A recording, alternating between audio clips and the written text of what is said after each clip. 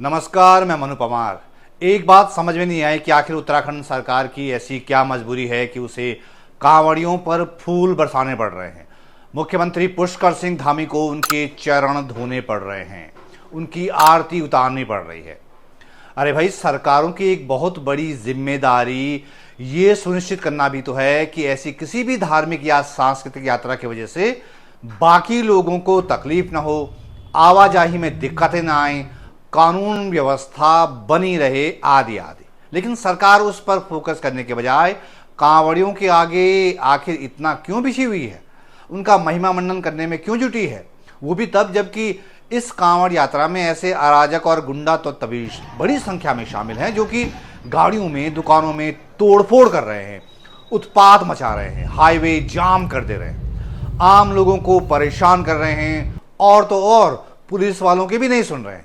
ऐसे बहुत से वीडियोस आपकी नज़रों से गुजरे होंगे। जैसे ये देखिए, ये हरिद्वार में हर की पैड़ी के नज़दीक का वीडियो है। चश्मे वाले का एक खोपचा था, वहाँ पर कुछ विवाद हो गया तो कांवड़ियों ने उस चश्मे वाले की दुकान में डंडों से तोड़फोड़ कर डाली, सब कुछ तहस नहस कर दिया, चकनाचूर कर दिया। दुकानदार बेचारा किसी तरह जान बचाकर भागा।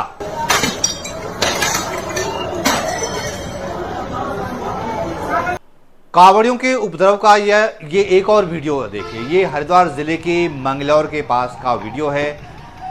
हाईवे पर एक कार एक कांवड़ियों को छू गई, बस फिर क्या था, कांवड़ियों ने उपद्रव शुरू कर दिया, गुंडागर्दी करने लगे, कार तोड़ दी, उसमें सवार युवक के कपड़े तक फाड़ दिए। उस कार में उसका परिवार बैठा था, महिलाएं थी, बच्चे थे, सबके सब बेचारे दहशत में आ गए। उन्हें समझ में नहीं आया कि ये क्या हो गया, ये कैसे इनसे बचे।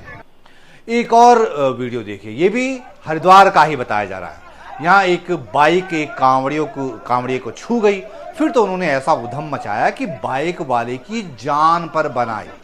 कांवड़िए पुलिस वालों के सामने ही उस बाइक सवार पर टूट पड़े, उसे मारने पीटने लगे, उसकी बाइक तोड़ने लगे।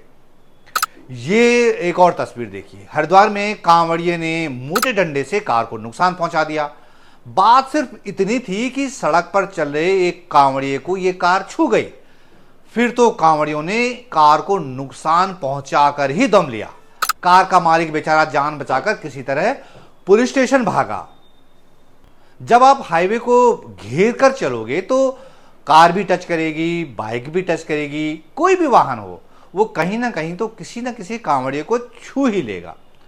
दूसरों के अनुभव क्या बताऊं, मैं खुद अपनी आंखों देखी आपको बताता हूं। कुछ ही दिन पहले मैं हरिद्वार से दिल्ली आ रहा था तो देखा कि हरिद्वार में कांवड़िए बीच हाईवे पर अपनी अपनी कांवड़ रखे हुए हैं और साइड में सुस्ता रहे हैं, या कई कांवड़िए हाईवे को घेर कर चल रहे हैं। ट्रैफिक की ऐसी तैसी रखी है, लेकिन ना कोई देखने वाला, ना कोई पूछने वाला।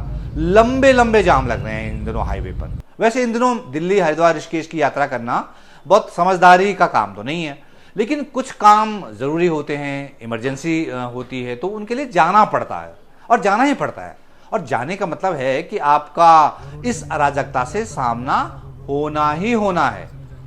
हम जब हरिद्वार से दिल्ली की तरफ बढ़ रहे थे ना, तो बार बार यही आशंका लग रही थी कि हाईवे पर जिस तरह के हालात हैं, जितने बड़े पैमाने पर हाईवे पर कांवड़ियों का कब्जा है, उसमें हमारी कार के किसी न किसी हिस्से का किसी न किसी कांवड़िए से टच होना तय मिला हुआ है ना। लेकिन हम खुशकिस्मत रहे और गनीमत ये रही कि हमारे साथ ऐसा कोई वाकया नहीं घटित हुआ। लेकिन जिन लोगों को सावन के इन दिनों में मजबूरी में इस हाईवे से गुजरना पड़ रहा है, वो बेचारे बेहद दहशत में।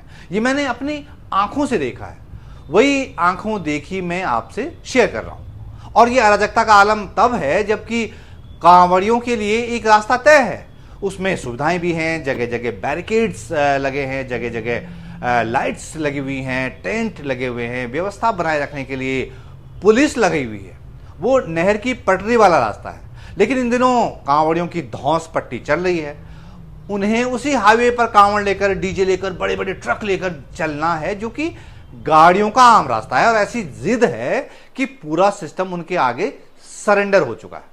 जिस पुलिस को यह अराजकता रोकनी थी, ये गुंडागर्दी बंद करवानी थी, उस उत्पात पर लगाम लगानी थी, इन कांवड़ियों से कानून का पालन करवाना था, उसी पुलिस के बड़े बड़े अफसरों को तो सरकार ने उन्हीं कांवड़ियों पर फूल बरसाने की ड्यूटी पर लगाया हुआ है।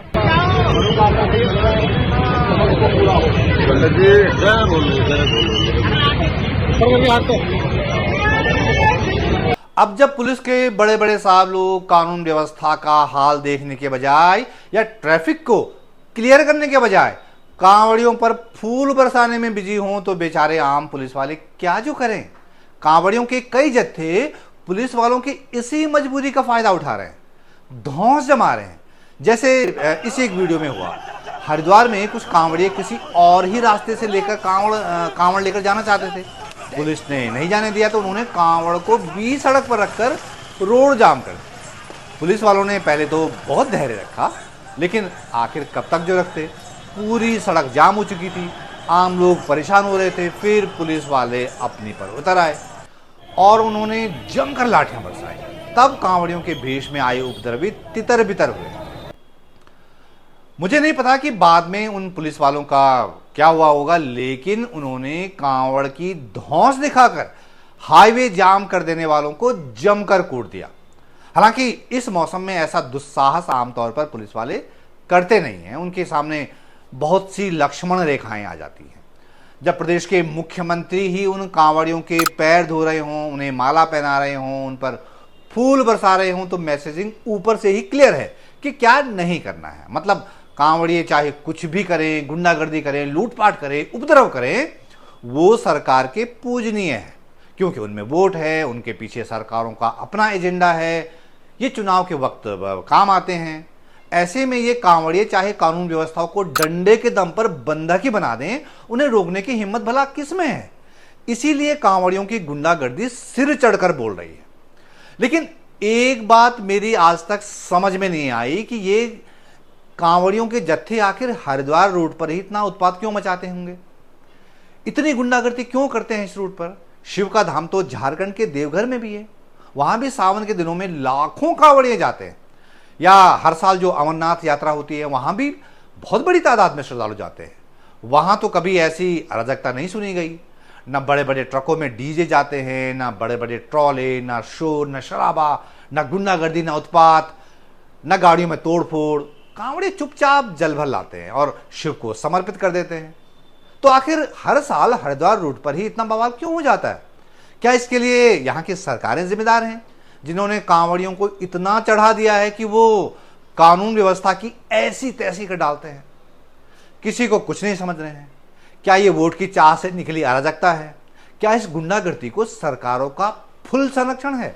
आपको इस उत्पात के पीछे क्या नजर आता है? मुझे अपने थॉट जरूर शेयर करें। नीचे कमेंट बॉक्स में आप अपनी राय लिख सकते हैं। और अगर आप मेरे कंटेंट को आर्थिक तौर पर मदद करना चाहें तो मैं अपना QR कोड आपसे शेयर कर रहा हूं। कृपया इसे स्कैन करके जो भी छोटी मोटी मदद आप कर सकते हैं कृपया कीजिएगा। आपसे मिली मदद मुझे आप तक बेहतर कंटेंट पहुंचाने के लिए मददगार होगी।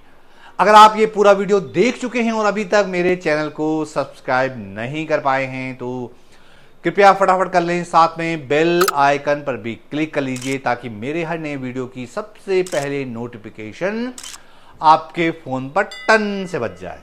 तो इस वीडियो में इतना ही। जल्द एक नई वीडियो के साथ हाजिर होता हूं। तब तक के लिए नमस्कार।